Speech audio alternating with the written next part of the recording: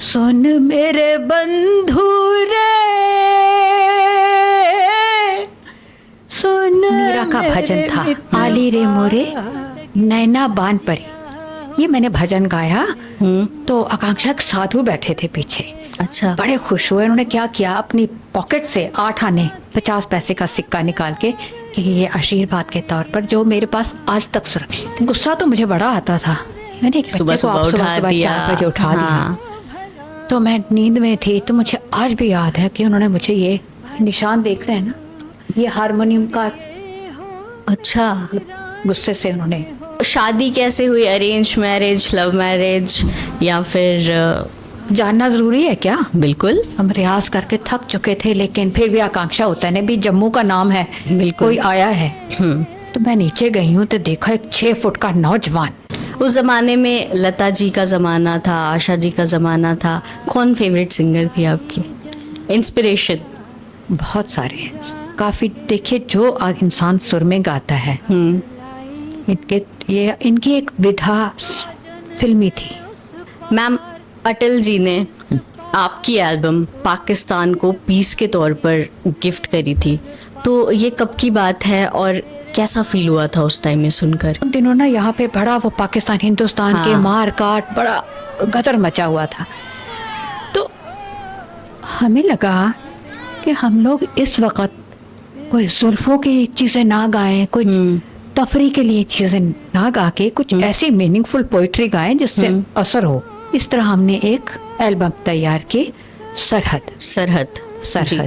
जिसमें आप ये समझें कि ये था कि ये गुफ्तगू बंद ना हो, बात से बात चले, सुबह तक शाम मुलाकात चले, हम पे हंसती हुई यह तारों भरी रात चले। लहू का रंग एक है, हर आदमी अलग सही, मगर उमंग एक है, जुदा जुदा है सूरतें, लहू का रंग एक है। आपके ज़माने से आज के ज़माने में म्यूज़िक कितना बदल गया है? देखो भाई, अब तो एआई का ज़माना है। बिल्कुल, अब तो एआई का भी तो ऐसे ऐसे लोग मुझे भेजते हैं, देखो मैडम जी ऐसे एक बड़ा शायर गाना बनाया, कोई बदली गा से छाई, ओ कोई बदली गा से छाई, रमा ने बर दे, रमा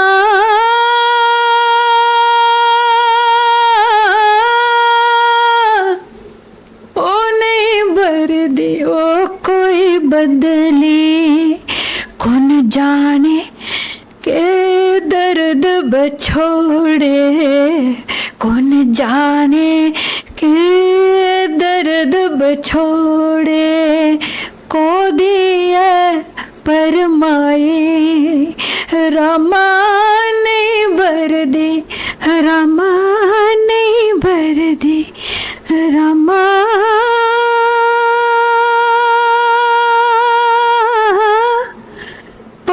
नहीं भर दे।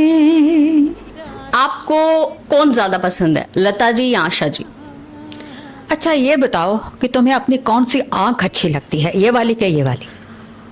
मुझे तो दोनों आंखें अच्छी लगती तो ये कैसा क्वेश्चन है? अपनी अपनी इनफरादियत होती है हर इंसान में। जो किशोर कुमार गाते हैं वो मोहम्मद रफ़ी नहीं गा सकते, जो मोहम्मद रफ़ी गाते हैं वो किशोर कुमार नहीं गा सकते। उनकी यॉडलिंग सुनी है तुमने? हाँ, किशोर जी उड़ले उड़ले कितने अच्छा गाते हैं यार वो। मैंने कितने देर तक कोशिश की गले से निकालने की। ये हम ये नहीं कह सकते कि आपको ये अच्छा लगता है वो अच्छा लगता है।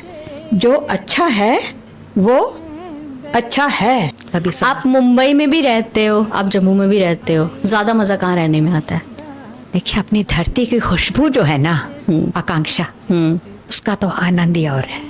आज हमारे साथ एक ऐसी शख्सियत मौजूद हैं जिनकी आवाज सिर्फ सुरों तक नहीं बल्कि शांति का प्रतीक बनकर दुनिया तक पहुंची।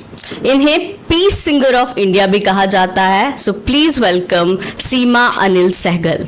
मैम, जब कोई आर्टिस्ट सफल हो जाता है तो लोग उसकी सफलता देखते हैं, लेकिन उसके पीछे की जो छोटी छोटी कहानियां होती हैं, जो स्ट्रगल्स होती हैं, जो मोमेंट्स इंसान फेस करता है उस टाइम पर, वो कोई नहीं जानता।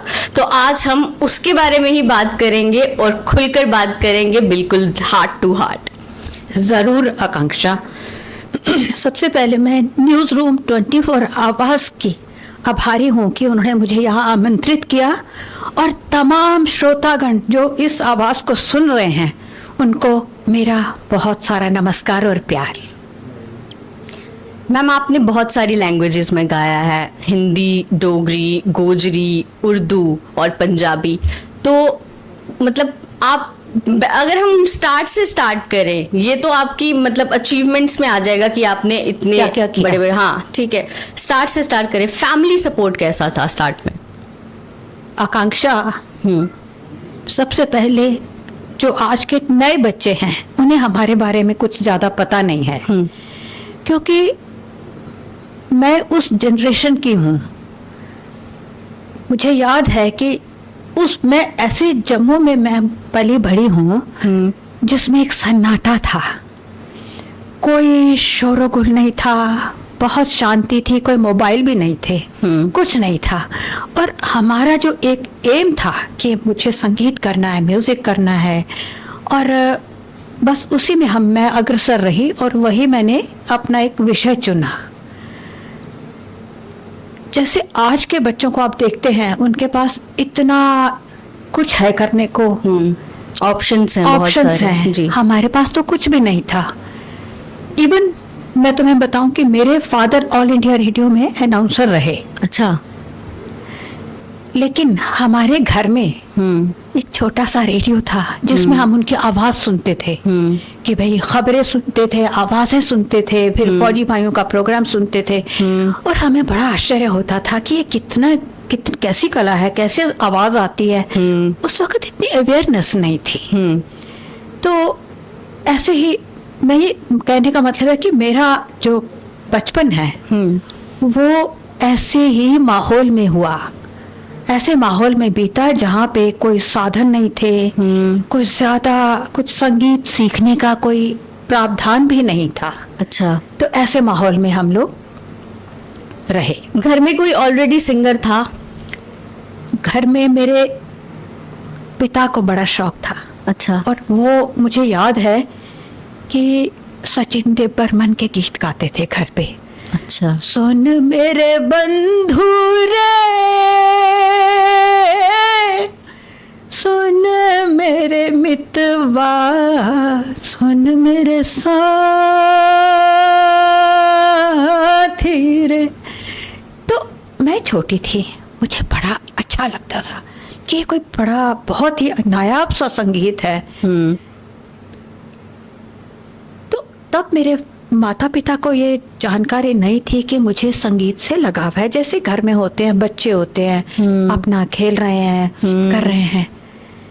तो एक शाम को जब मेरे पिता घर लौटे, मैं शायद 3 साल की रही होंगी, तो मेरी माँ ने उनसे कहा कि एक बड़ी खुशखबरी है, हमारी बेटी का स्वर अच्छा है।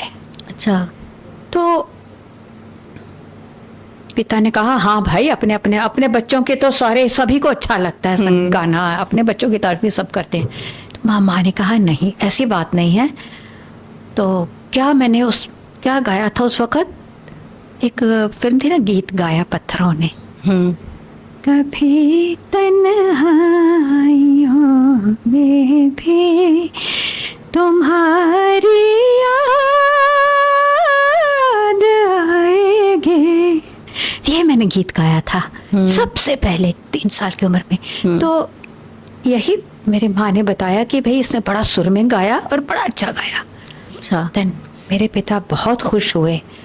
इस तरह मेरी घर से मेरी ट्रेनिंग जो है वो शुरू हुई। पिता मेरे को अक्सर बताते ये सारे गा, लेकिन क्योंकि वो रेडियो में काम करते थे, सारा दिन सुबह से रात तक अनाउंसमेंट्स करना, लिखना, पढ़ना, कविताएं लिखनी, तो इतना वक्त नहीं दे पाते थे। लेकिन फिर भी उनको अपार खुशी थी कि जो सपना मेरा पूरा नहीं हुआ, मैं इस अपनी बेटी के जरिए उसे पूरा करूंगा। तो बीइंग अ गर्ल, जम्मू में पैदा हुए हो, माइंडसेट लोगों का वैसा होता है, तो है ना? हाँ। तो कैसे, मतलब स्टार्ट में लोगों ने कहा होगा लड़की है, कहाँ इसे इस प्रोफेशन में डाल रहे हो, कुछ नहीं है इसमें। उस टाइम पे तो आई गेस शादियां भी जल्दी करवा दी जाती थी। तो फर्स्ट तो आप कितनी एज के थे जब आपने सिंगिंग स्टार्ट करी, एंड लोगों के रिएक्शंस क्या थे उसके लिए? 6 साल की थी मैं। ओके। हमारे गांधीनगर में, तुम्हें पता है ये लक्ष्मी नारायण टेम्पल, वहाँ पे मेरा पहला परफॉर्मेंस हुआ। अच्छा। मीरा का भजन था, आली रे मोरे नैना बान परी। ये मैंने भजन गाया तो आकांक्षा के साधु बैठे थे पीछे। अच्छा। बड़े खुश हुए। उन्होंने क्या किया, अपनी पॉकेट से 8 आने 50 पैसे का सिक्का निकाल के कि ये आशीर्वाद के तौर पर, जो मेरे पास आज तक सुरक्षित है। अच्छा, अभी तक आपने रखा है उसे? बिल्कुल बिल्कुल, वो मेरा सबसे पहला इनाम था। तो इस तरह मेरी जर्नी आगे बढ़ती रही। मेरे पिता भी ऑल इंडिया रेडियो में काम करते थे, तो कॉन्सर्ट्स हुआ करती थी उन दिनों। बाहर से बड़े बड़े सिंगर आते थे, निर्मला अरुण, फिर यूनुस खान साहब, कितने लोग आते थे। तो मेरे पिताजी अक्सर उन्हें घर ले आया करते थे। आइए मेरी बेटी गाती हैं, तो आप जरा उनको आशीर्वाद दीजिए। अच्छा। तो मुझे याद है कि वो गाते थे और मुझे कुछ सिखा देती थी, घर पे रहती थी। और इस तरह की मेरी जर्नी रही है। आई एम सो लकी, मेरे घर में ऐसा माहौल रहा कि संगीत का माहौल रहा। तो नेचुरली मेरे अंदर और बढ़ावा और चीजें आती गई और मुझे संगीत के प्रति लगाव होता गया, बढ़ता गया। मुझे करना है, मुझे सीखना है। तो इस तरह फिर institute of music and fine arts उन दिनों था। ओके। ये कच्ची छावनी में। तो वहाँ भी मैंने एडमिशन ले ली। और उसके अलावा एक मास्टर मदन मोहन जी थे, मुझे याद है वो सुबह 4 बजे आके मुझे घर पे, माँ मेरी मुझे जगा देती थी और मुझे बिठा देती थी कि भाई इनसे आप सीखो। तो वो गुस्सा तो मुझे बड़ा आता था, मैंने एक बच्चे को आप सुबह 4 बजे उठा दिया। तो मैं नींद में थी। तो मुझे आज भी याद है कि उन्होंने मुझे ये निशान देख रहे हैं ना, ये हारमोनियम का, अच्छा गुस्से से उन्होंने बताया कि उठो, जागो, करो। तो जब वो गाते थे, कौन कौन गुण गाऊं राम के, कौन कौन गुण गाऊं, आहा इतना सुरीला, इतना अच्छा। तो वो मैंने भी सीखा उनसे। इस तरह मेरी जो जर्नी है वो बड़ी सुखद सी रही घर पे, क्योंकि मेरे पिता ऑल इंडिया रेडियो में काम करते थे, उन्हें संगीत का पता था। भले ही मेरे जो घर के हमारे जो बुजुर्ग थे, दे डोंट लाइक, उनको लगता था यार ये कहाँ संगीत म्यूजिक में उनको कर रहे हैं, क्या है कुड़ियाँ गांधियाँ नहीं, ब्याह करो जी, ये करो। हाँ, वही पता ही कैसा माहौल। लेकिन मेरे घर से पूरा मेरे माता पिता ने मेरा सहयोग दिया, तब ये चीजें मुमकिन होती हैं। बिल्कुल। तो आपने कॉम्पिटिशन्स में भी स्टार्ट में पार्टिसिपेट किया होगा? बहुत सारे कॉम्पिटिशन्स, बहुत सारे, प्रतिस्पर्धा जिसे कह सकते हैं, नॉट जेलसी।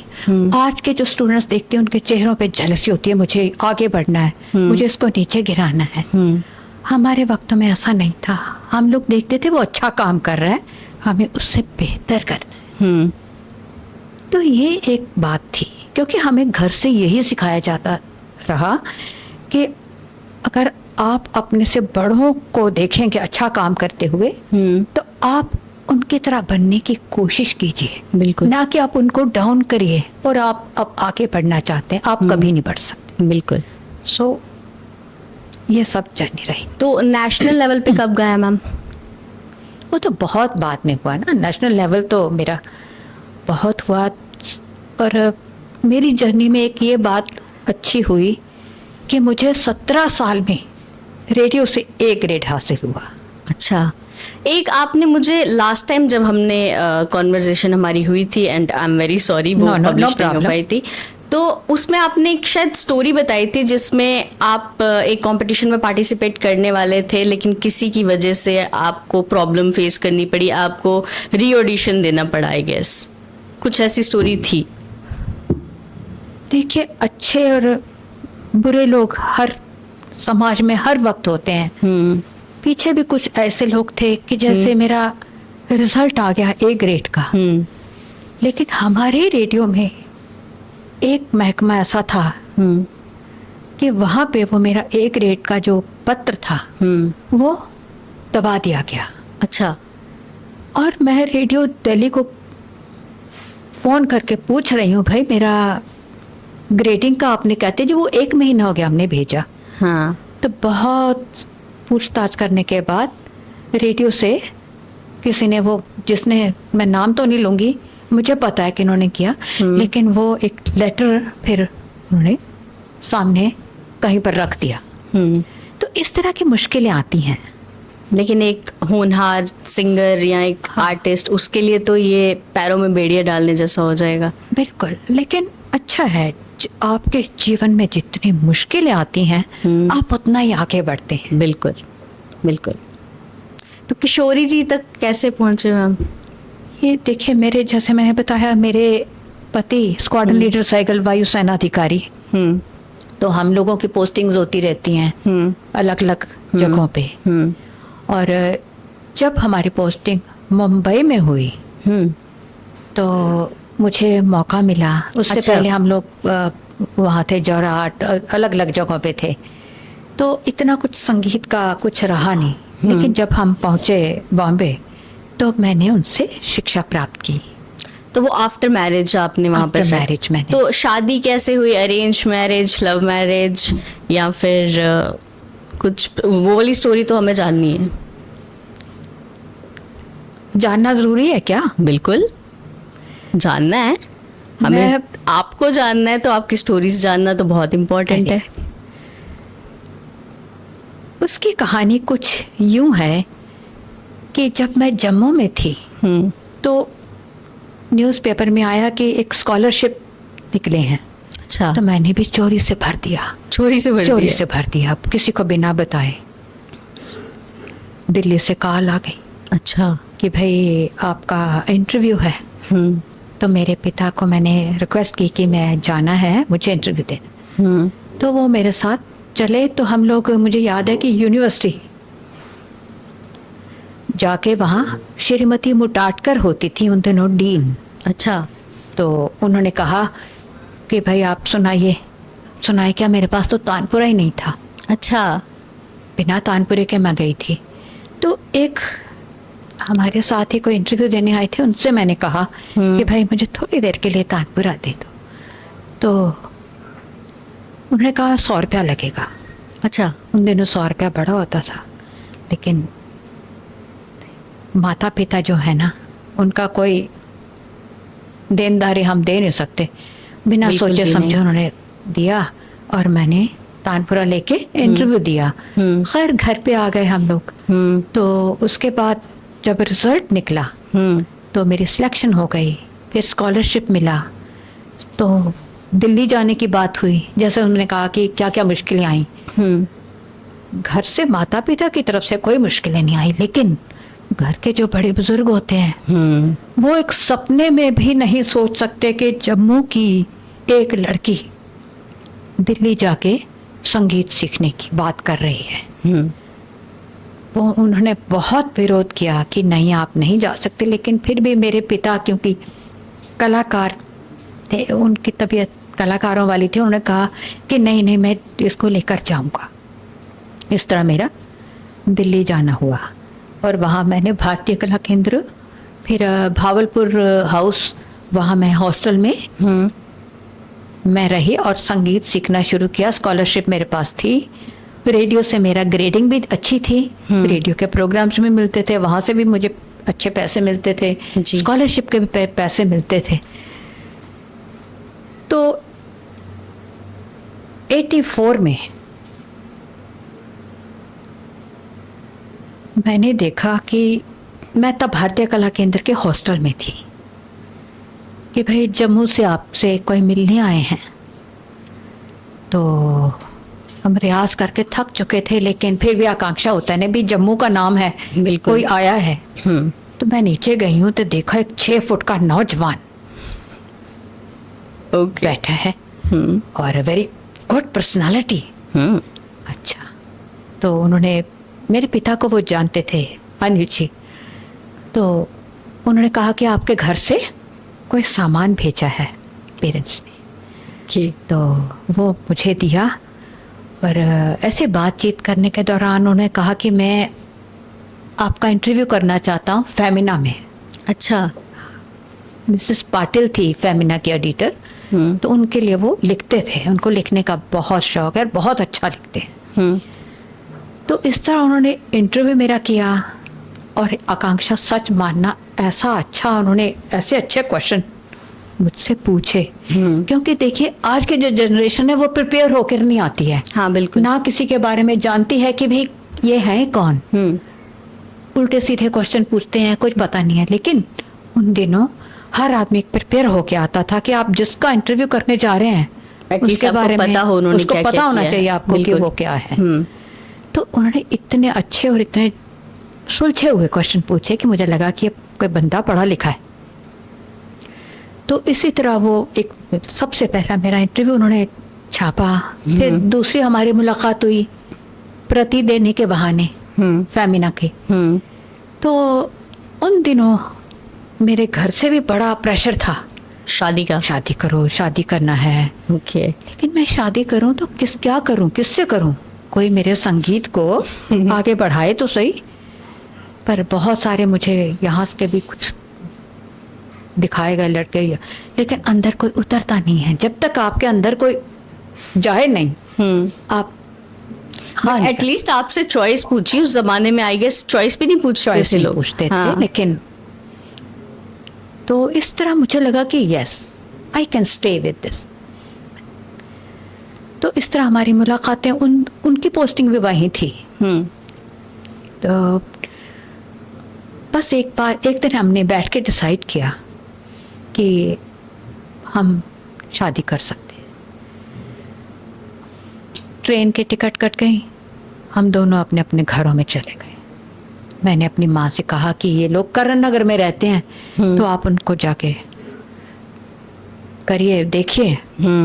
तो ये कहानी है मेरी शादी की। इस तरह हम लोग जीवन साथी बने और हमने तय किया कि घर से हम लोग कुछ नहीं लेंगे, ना मेरा कोई दहेज नहीं, ना उनके यहाँ से ना मेरे। और हमारी उसके बाद पहली पोस्टिंग हुई थी बागडोगरा। ओके, बागडोगरा। हाँ, बागडोगरा असम में। तो वहाँ हम लोग चले गए और हमने अपना जीवन शुरू किया। मैम आपने रीजनल गाने गाए हैं, डोगरी, गोजरी, बहुत सारे। तो पहला डोगरी सॉन्ग कौन सा था? और आप खुद ही लिखते हैं अपने सॉन्ग? बिल्कुल नहीं, देखिए मैं लिखती नहीं हूँ, मैं केवल कंपोज करती हूँ और गाती हूँ। पहला डोगरी सॉन्ग कौन सा था? बहुत सारे हैं, अब ये याद नहीं रहता है कि हमने पहला गोजरी गीत मैंने गाया। ये मेरे को शर्फ हासिल है कि गोजरी का पहला गीत मैंने स्टेशन से गाया। इसी तरह मैंने डोगरी का काफ़ी सारे गीत गाए और अनगिनत। उस जमाने में लता जी का जमाना था, आशा जी का जमाना था, कौन फेवरेट सिंगर थी आपकी, इंस्पिरेशन? बहुत सारे, काफ़ी। देखिए जो इंसान सुर में गाता है, इनकी एक विधा फिल्मी थी, फिल्म के कलाकार थे। जैसे मुझे मेहंदी हसन बहुत पसंद थे गज़लों में। मैं तो कहती हूँ स्कूल उन्होंने ही खोला है। जितने आज गज़ल गायक हैं उन्हीं के चीज़ों पर चल रहे हैं, उन्हीं की कंपोजिशंस में या गाते हैं, जो आज भी आप देखते हैं श्रद्धांजलियाँ दे रहे हैं। ये है बिल्कुल। तो इस तरह आकांक्षा, जो इंसान सुर में गाता है वो ही अच्छा है, वो ही मेरे को पसंद है। वो चाहे जम्मू का कोई इंसान हो, जम्मू का कोई बच्चा हो जो सुर में गा रहा है, वो भी मुझे अच्छा लगता है। बिल्कुल। मैम अटल जी ने आपकी एल्बम पाकिस्तान को पीस के तौर पर गिफ्ट करी थी, तो ये कब की बात है और कैसा फील हुआ था उस टाइम में सुनकर कि मेरी एल्बम दी जा रही थी? नवाज शरीफ जी, उनको जी।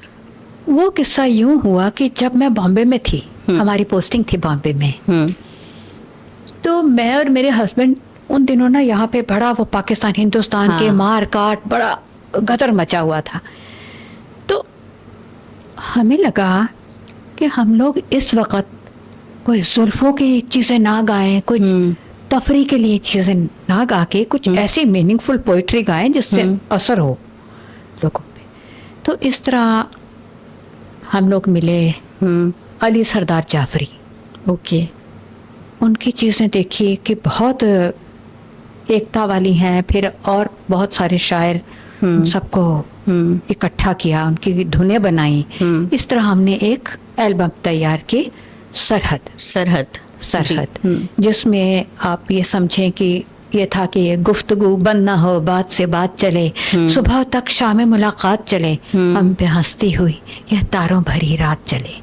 कि देखिए हम लोग प्यार से गुफ्तगू करें, बात करें तो कोई समस्याएं हल हो सकती हैं।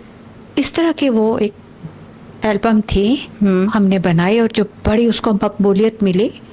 और फिर हार्वर्ड यूनिवर्सिटी ने भी हमें बुलाया और वहाँ भी मैंने बहुत सारे प्रोग्राम्स किए जी। और बहुत अच्छा सफ़र रहा। और फिर वापस आके हमने और बहुत सारे जितने शांति के गीत थे मुख्तलिफ आर्टिस्टों के, मुख्तलिफ शायरों के, वो भी इकट्ठे किए। जैसे निदा फाजली साहब हैं हमारे, फिर कतील शफाई हैं, फिर फैज़ अहमद फैज़ हैं।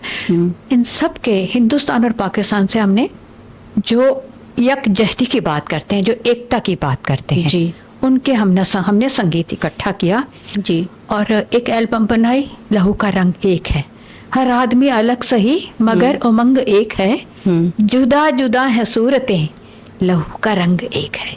इस तरह के एल्बम बनाए हमने और जगह जगह मुख्तलिफ शहरों में जाके उसके कार्यक्रम किए जी। सिंगापुर जाके, USA, बहुत सारी जगहों पे। यही हमने अगली जनरेशन को यही समझाया कि मार काट में, लड़ाई झगड़ों में कुछ नहीं रखा है, तबाही के अलावा कुछ हासिल नहीं है। देखिए इंसान प्रयास यही करता है। आप देखिए घरों में भी हमारे झगड़े होते हैं, बिल्कुल होते हैं ना, होते हैं।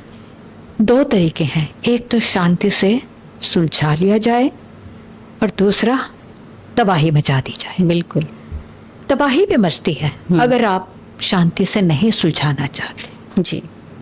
मगर इस समय की जो सिचुएशन है वो कहीं ना कहीं वैसी ही है, फिर से तनाव है, आपस में बातचीत बंद है, आपस में बातचीत बंद है। इसलिए जब भी अब इनविटेशन आता है तो मैं इनकार कर देती हूँ, क्योंकि अब मैंने सोचा ये लोग ठीक होने वाले नहीं हैं। जी।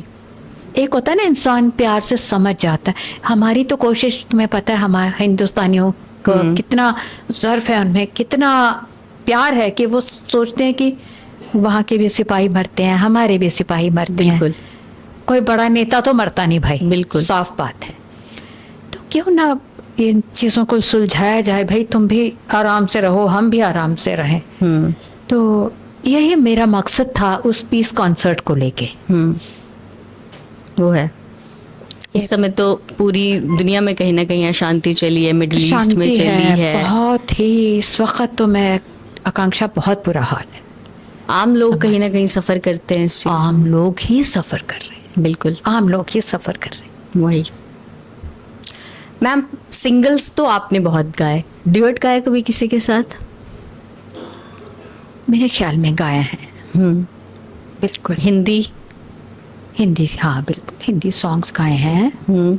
एक्चुअली फिल्मों में भी गाया मैंने। फिल्मों में भी गाया। मेरा एक्चुअली मैं नेक्स्ट क्वेश्चन यही पूछना चाहती थी आपसे, लेकिन फिर मेरा कुछ रुचि उस तरफ हुई नहीं। हाँ, क्योंकि मैं सोलो कॉन्सर्ट गाने का मुझे ज़्यादा आनंद, जिस चीज़ से आनंद मिलता है। एंड आई एम सॉरी मैं आपको बीच में रोक रही हूँ, बट मैंने अभी जब रिसेंट आपके रिगार्डिंग में रिसर्च करी थी तो मैंने आपका एक कॉन्सर्ट सुना and I was like oh my God, को इतना अच्छा, मतलब होता है एक ना, आपको इंटरेस्ट होता है। मुझे सुनने में, मुझे सिंगिंग में इंटरेस्ट है, बट मैं आई डोंट नो मैं अभी गा पाऊंगी या नहीं, जरूर नहीं है। बट मेन बात ये है कि मैं जब सुनती हूँ ना तो मेरे को लिरिक्स मैटर करते हैं, म्यूजिक मैटर करता है जो हार्ट को टच करे। एंड मैंने आपका एक कॉन्सर्ट सुना एंड आई वाज लाइक कि ये कितना अच्छा गाते हैं भाई।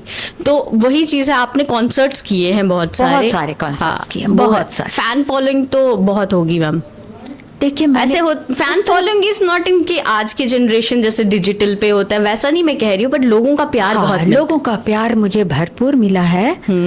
और मैंने जितना भी गाया है उसमें आप कोई निरर्थक शब्द नहीं होगा। बिल्कुल। जिस तरह आज कोई भी शब्द उठा के घटिया से घटिया बिल्कुल। अपनी टीआरपी बढ़ाने के लिए लोग कुछ भी करते हैं। बिल्कुल। वो हमारा मुद्दा मेरा कभी नहीं रहा। मुझे लगता है हमेशा मीनिंगफुल पोइट्री गाओ जिसका कोई असर पड़े समाज पे, कुछ कहने लायक कोई बात हो।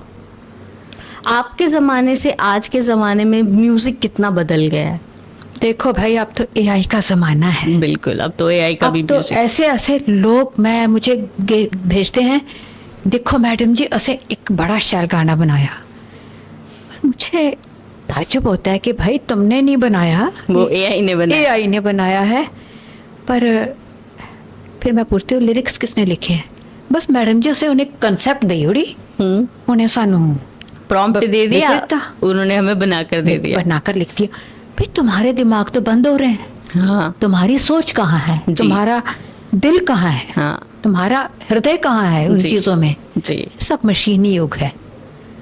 तो ये थोड़ा तकलीफ तो होती है क्योंकि हम लोग एआई के लोग नहीं हैं। हम क्रिएटिविटी को ज्यादा महत्व देते हैं। ह्यूमन क्रिएटिविटी अब कम Human होती जा रही है, creativity, लोग और डिपेंड उसमें हो गए हैं। आनंद भी है। और एआई ठीक है, कुछ मायनों में लोग कहते हैं कि भाई ज़माना उसी का है, हॉस्पिटल्स में ये हो रहा है वो हो रहा है, ठीक है, लेकिन आप उस पर निर्भर नहीं रह सकते। बिल्कुल। एक वक्त आएगा कि एआई आपके ऊपर ऐसा जकड़ लेगा आपको और आप कहीं के नहीं रहेंगे।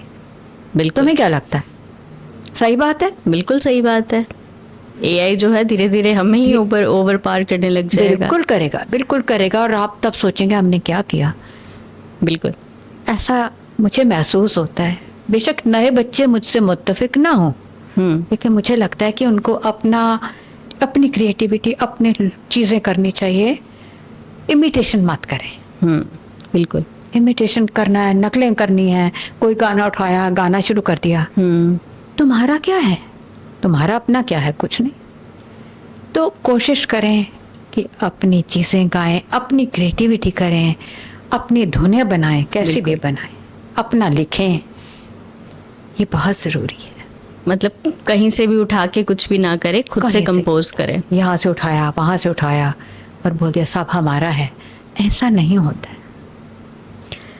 इतना लंबा करियर था, काफ़ी कुछ हासिल भी करा, कभी ऐसा हुआ कि ब्रेक डाउन हो गया हो और ऐसा लगा हो कि नहीं ये प्रोफेशन मेरे लिए नहीं है, मुझे अब इसमें और कुछ नहीं करना है, हार्ट ब्रेक हुआ हो? कभी ऐसी मोमेंट आई लाइफ में? Never never. नेवर। मुझे कभी इस तरह नहीं लगा कि मुझे संगीत के अलावा और कुछ करना चाहिए था। ऐसा कुछ नहीं। कई बार लोग ऐसा फील करवा देते हैं आपको कि ये जगह सही नहीं है आपके। देखिए, अगर लोगों पे जाना होता तो मैं इस छोटे से जम्मू शहर में, तब बड़ा छोटा था, बहुत कम लोग थे। बिल्कुल। हर आदमी एक दूसरे पर नजर रखता था। उदी कुड़ी बाहर गई है, उदी कुड़ी ने एक किता, ओ किता, ओ मुड़ा, एक करा दा। हमारे जमाने वो थे। उसमें आप एक अपना रास्ता बनाते हैं और अपना एक मुख्तलिफ रास्ता बनाते हैं। तो मैं कहाँ किसी की बात सुनने वालों में से थी, और सुनना चाहिए भी नहीं। अपने मन को आपको पता होता है कि मैं क्या गलत कर रहा हूँ और मैं क्या सही कर रहा हूँ। बिल्कुल। तो दिल की आवाज़ सुनिए ना और काम करिए। तो मैम, बोलो। आपको गुस्सा आता है? बिल्कुल। आप मतलब जैसे आपके बच्चे, आप स्ट्रिक्ट पेरेंट हो या फिर फन पेरेंट हो? Fun parent. मैं स्ट्रिक्ट नहीं। कभी स्ट्रिक्ट नहीं होते बच्चों के साथ? नेवर। और विद योर हस्बैंड आप स्ट्रिक्ट होते? नहीं तो वो हैं, वो फौजी हैं। अच्छा। वो सख्ती करते हैं। बट वो फौजी है, बट घर पे आपकी ज्यादा चलती है? नहीं, मैं नहीं, मैं बिल्कुल सम रहती हूँ घर पे। लेकिन कोई गलत बात हो तब मेरा पारा हाई हो जाता है। यू नो, गलत बात बर्दाश्त नहीं होती, लेकिन मेरी एक खूबी है कि मैं उस गलत बात को उसी वक्त रिएक्ट नहीं करती हूँ। अच्छा, आप उसी टाइम रिएक्ट नहीं करते हो? और उसी वक्त रिएक्ट करना भी नहीं चाहिए, मौके की तलाश करनी चाहिए। ओह गॉड। जब मौका आए हाँ, आप अपनी बात को रखिए। अच्छा, मतलब आपको एक बंदे का लगा कि यहाँ पे ये रॉन्ग जा रहा है रॉन्ग है। और आपने मौके का इंतजार किया, हाँ। देखा तूने वहां पे भी वो गलती की थी। हाँ, तो इससे एक तो होता है घर में शांति बनी रहती है, और ये नए जो बच्चे हैं, जो हाँ। नई लड़कियां हैं, हाँ। उनको भी मैं यही कहना चाहती हूँ कि आज समाज में जो तोड़ा फोड़ी हो रही है, अलग अलग हो रहे हैं, हाँ। इसी की वजह से हो रहा है। एक बोलता है, फिर दूसरा, फिर तीसरा, फिर उस ईगो आ जाती है। बिल्कुल। मैं काटा तो मैं कटा। हाँ, मैं काटा। हाँ। तो आप रिएक्शन मत करिए, वक्त आने पर आप रिएक्ट करेंगे तो उसका असर होगा। असर के लिए आप वेट करो मोमेंट का जहां पर Yes. आप रिएक्ट कर सको। Yes. उस ऑन द स्पॉट अगर आप No, रिएक्शन no. तो वो वैल्यू क्या रही, हाँ, वो भी आप में और में फर्क क्या रहा, बिल्कुल है ना? आपकी बेटी हैं पार्वती जी, जिनको हम टीवी सीरियल्स में भी देख हाँ, चुके हैं, जी, कपिल शर्मा शो में भी देख चुके हैं। तो उन्होंने जब बोला कि उन्हें एक्टर बनना है, तो आपका फर्स्ट रिएक्शन क्या था? आकांक्षा एक्चुअली ना उसकी आवाज़ बड़ी अच्छी है। हाँ, मैंने सुना है। तो मैंने उन्हें भारत संगीत महाभारती में डाल दिया संगीत सीखने के लिए, और फिर साथ में एक भरतनाट्यम वहाँ पे डाल दिया, ताकि इनका ध्यान जो है वो कहीं और दूसरे वो हिप हॉप डांस में ना जाए, अच्छा। या ऐसा। तो अच्छा, उनके संगीत अच्छी आवाज़ से और अपना उन्होंने किया है। हाँ। एक दिन वो मुझे कहती हैं कि मुझे तो एक्टिंग करनी है। या मुझे भी लगा कि एक्टिंग का तो हमारे यहाँ है नहीं, कुछ स्कोप नहीं है यहाँ। स्कोप नहीं है, और कभी हमने सोचा भी नहीं था। हाँ। लेकिन जब उनका पहला सीरियल प्रतिज्ञा, हाँ, मन की प्रतिज्ञा। आवाज़, उसके ऑडिशन के लिए गए हैं, तो इतनी लंबी लाइन थी वहाँ ऑडिशन देने वालों की। ओके। और मैं मेरा एक है कि मैं किताब हमेशा अपने साथ रखती हूँ, और मैं एक कोने में बैठ गई, किताब पढ़ती रही।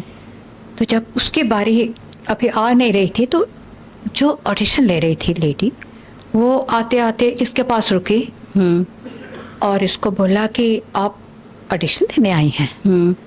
तो ये थक चुकी थी शायद, गुस्सा भी था, गर्मी थी, तो इसने जिस अंदाज से उसको कहा ना, गुस्से से, उसने उसको हाथ पकड़ के ले गया ऑडिशन के लिए। अच्छा।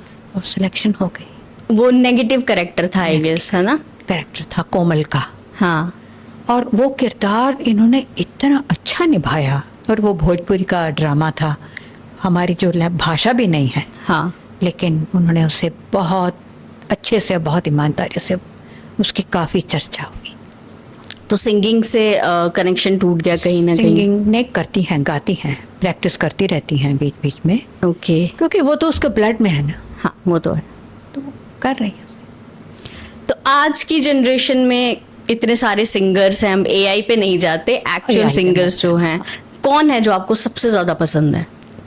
कहाँ के सिंगर्स बताएं? बॉलीवुड के सिंगर्स, श्रेया घोषाल हो गई, अरे, सुनिधि चौहान हो गई, वैसे देखिए, वाले। ये इनको तो ईश्वर की तरफ से वरदान है कि अच्छी आवाजें हैं, मेहनती हैं। इन लोगों के तो जवाब- नया म्यूजिक पसंद करती हैं आप? देखिए, नए म्यूजिक में कोई खराबी नहीं है, बशर्ते कि उनका कंटेंट अच्छा हो, उनके शब्द अच्छे हों। यू नो, जैसे हमारे कई, मैं देखती हूँ सिंगर्स, वो पंजाबी गीत उठा लेते हैं, उसको डोगरी शब्द डालते हैं, और वही एग्जैक्टली सेम वो वो हिंदी में feel नहीं ट्रांसलेट। आती। हाँ। वो पहाड़ों की फील नहीं आती, वो झरनों की वो नहीं आती, फील हाँ। नहीं आती है।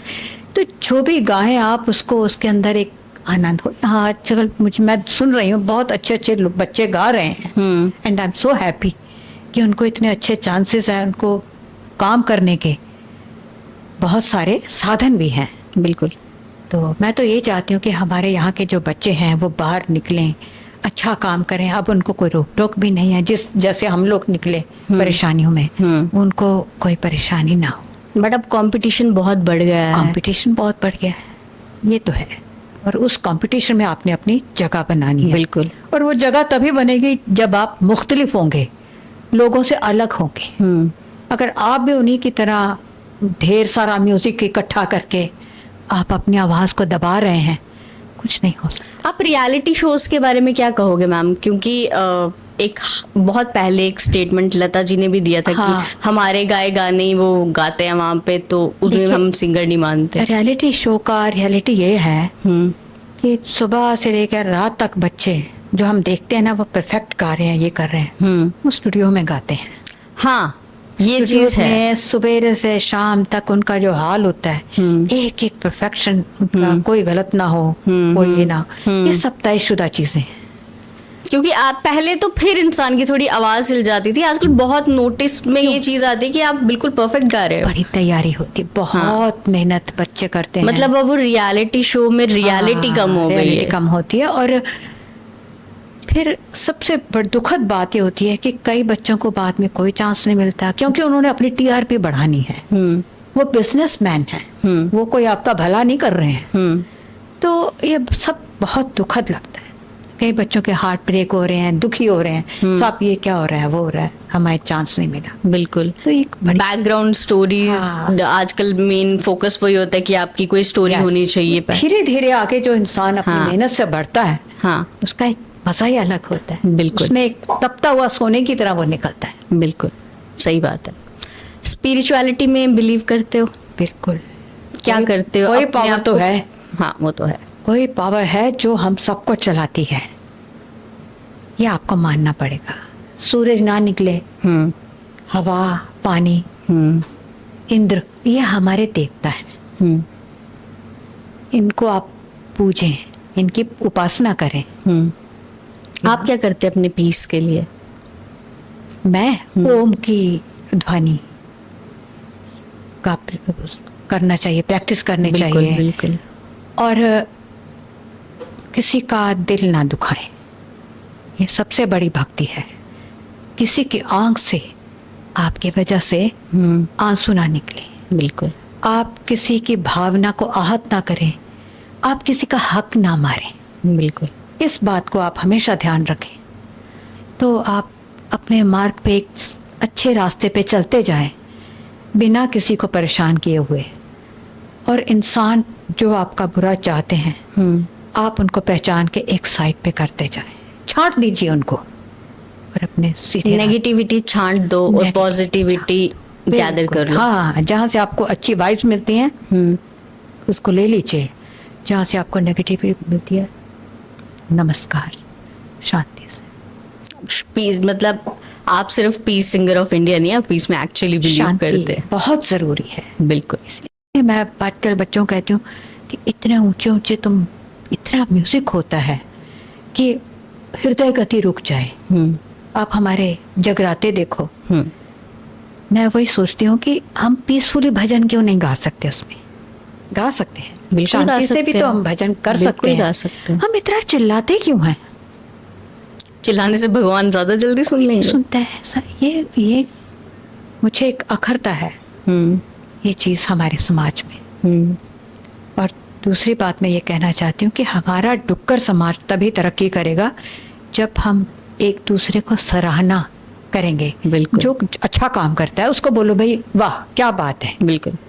यहाँ वो हृदय नहीं है कहने वाले, हर तारीफ नहीं निकलती। तारीफें नहीं निकलती हैं। सोचते हम ही हम हैं, अरे हम ही हम हैं तो क्या हम हैं, तुम ही तुम हो तो क्या तुम। सही बात है। यू नो, इकट्ठा होना चाहिए, एकता होनी चाहिए। अभी सब आप मुंबई में भी रहते हो, आप जम्मू में भी रहते हो, ज्यादा मजा कहाँ रहने में आता है? देखिए, अपनी धरती की खुशबू जो है ना, आकांक्षा, उसका तो आनंद ही और है, उसका मजा और है। बॉम्बे हम जाते रहते हैं, अपने काम के लिए रहते हैं, यह है। हाँ। लेकिन एक वक्त आपकी लाइफ में ऐसा आता है कि आप अपने मिट्टी से पुनः जुड़ना चाहते हैं। बिल्कुल। अब मेरा वो वक्त है, इसलिए मैं यहाँ ज्यादा वक्त गुजारती हूँ। क्या क्या पसंद है जम्मू में, फूड में? खाने में हाँ, तुम बताओ क्या क्या है हमारे यहाँ? कलाड़ी है, कचालू है। हाँ, बहुत सारी चीजें हैं।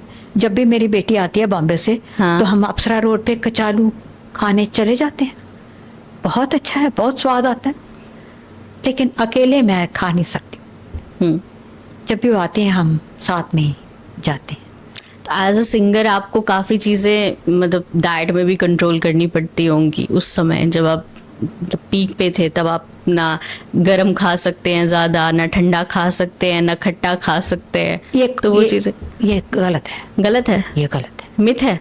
आप अगर आपका रियाज सही है, अगर हाँ। आप गा रहे हैं हाँ, तो आप ये नहीं खाना, वो ये ऐसा कुछ नहीं। मैं इस बात से, आशा जी ने एक बार एक स्टेटमेंट दिया था, उन्होंने कहा था कि मैं चाय नहीं पीती हूँ, मैं वो उनकी जाती, उनको नहीं, आज भी कई लोग चाय नहीं पीते हाँ सुबह उठ के। हाँ और हम लोग हैं कि हमें 3-4 कप चाय चाहिए, हमारी नींद ही नहीं खुलती।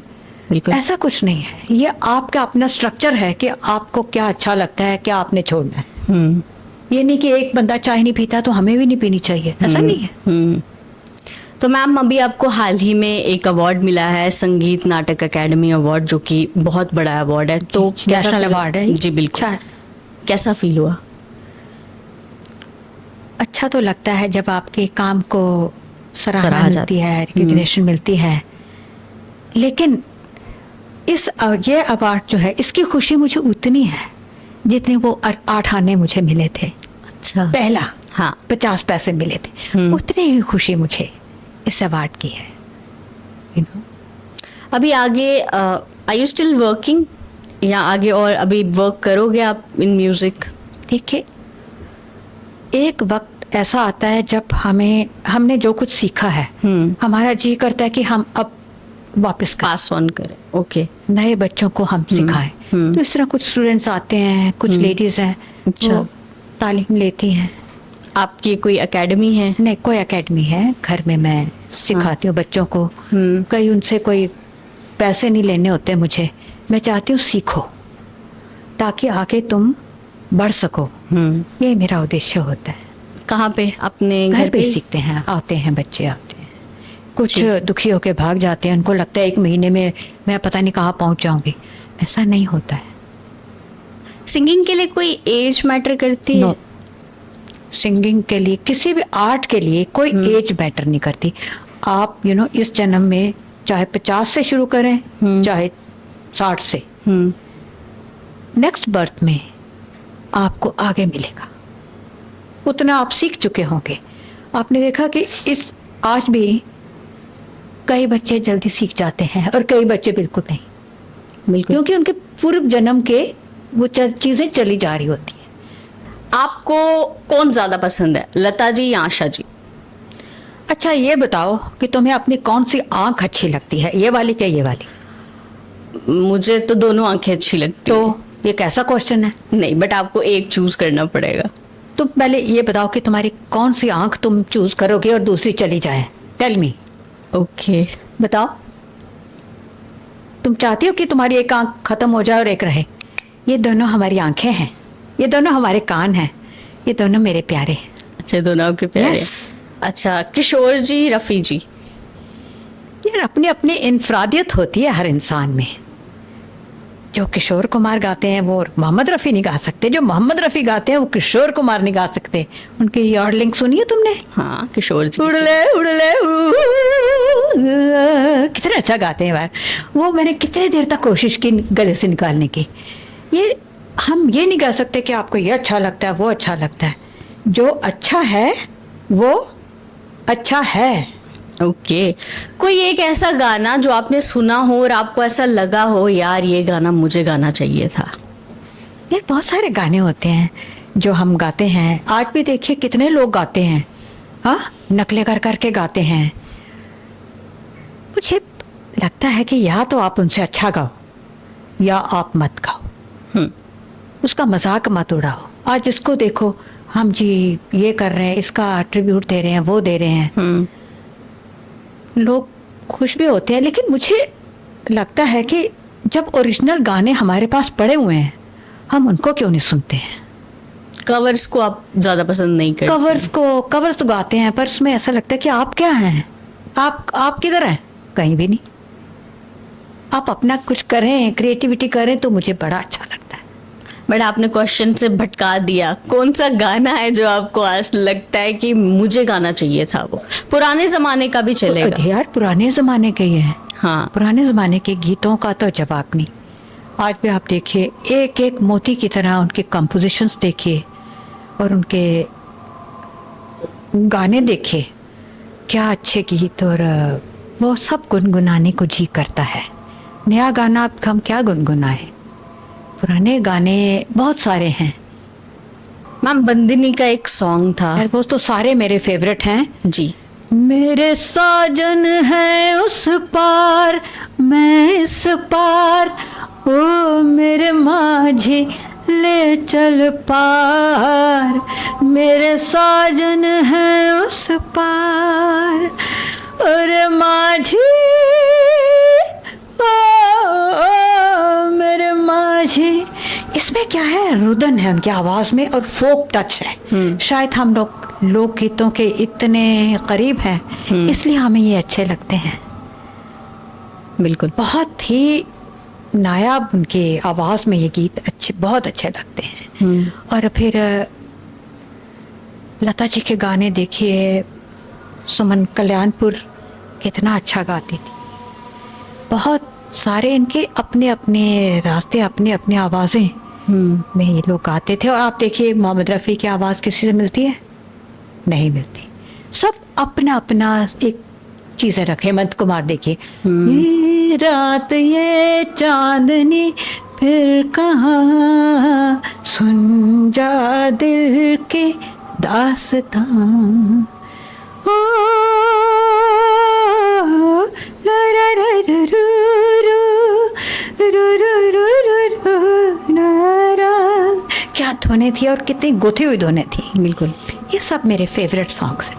मैम आप कभी किसी ऐसी पर्सनालिटी से मिले जिनसे मिलकर ऐसा लगा हो कि भाई जितना सक्सेसफुल उतना डाउन टू अर्थ, जिंदगी में अगर सक्सेसफुल हुए तो ऐसे बनना है? कोई ऐसी स्टोरी, कोई ऐसी मोमेंट? देखिए मुझे याद है कि अक्सर निर्मला अरुण हमारे यहाँ आती थी, काफ़ी यहाँ कॉन्सर्ट्स में आती थी, तो मेरे फादर उनको घर पे ले आते थे। मैं उनको देखती थी कि सुबह उठ के उन्होंने पूजा पाठ करनी, उनकी जो नम्रता थी वो आज भी मुझे याद है। और मैं सोचती थी कि इतना अच्छा गाती हैं तो मैं भी ऐसा बनूं, मैं भी ऐसा करूं। और उनका आशीर्वाद भी मुझ पर रहा, और काफ़ी चीज़ें वो मुझे ठुमरी, दादरा, ये सब सिखाती थी, मुझे याद है जी। तो इस तरह से कई कलाकार आपके ऊपर अमिट छाप छोड़ देते हैं। इससे लता जी से मिलने का हुआ सौभाग्य, मेरे पास तस्वीरें भी हैं। देख रही थी कि सिमटे हुए लोग हैं। इंसान जितना बड़ा होता है उतना ही वो सिमटा हुआ होता है अंदर से।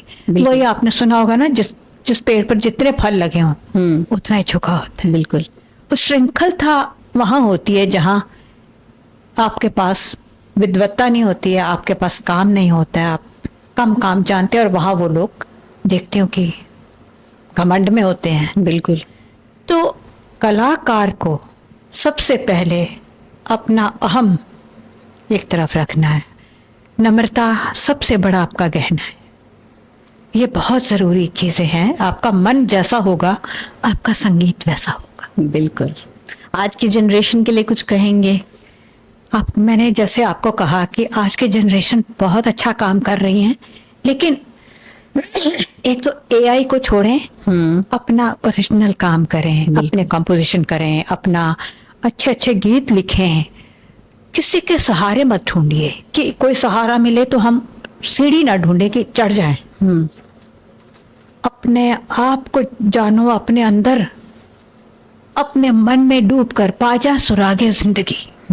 अपने अंदर के देखो कि हमारे अंदर क्या क्या कला है, उसको आप निकालें, उसको आप मांझे, उसको सीखें, तो आप अच्छे इंसान बन सकते हैं, अच्छा काम कर सकते हैं, अच्छा गा सकते हैं, अच्छा नृत्य कर सकते हैं। बिल्कुल। लेकिन बी ओरिजिनल, मेरा एक ही कहना है, जो आप हैं सो हैं, मुखोटे मत चढ़ाइए।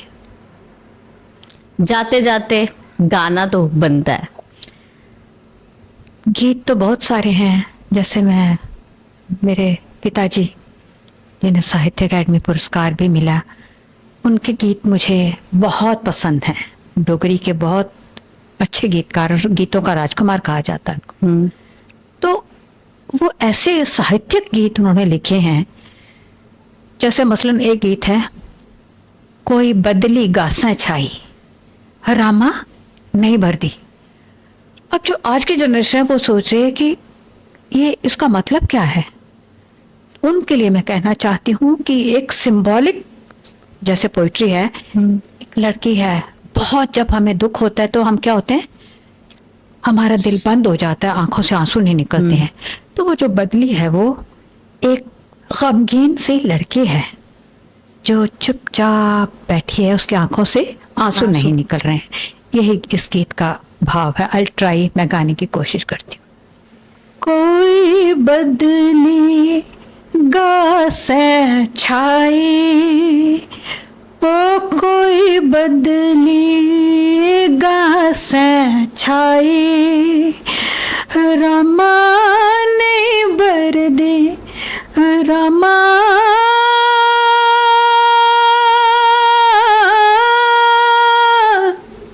ओ नहीं बर दे ओ कोई बदली, कौन जाने के दर्द बछोड़े, कौन जाने के दर्द बछोड़े, को दिया परमाई, रमा नहीं बर दे रमा नहीं बर दे रमा,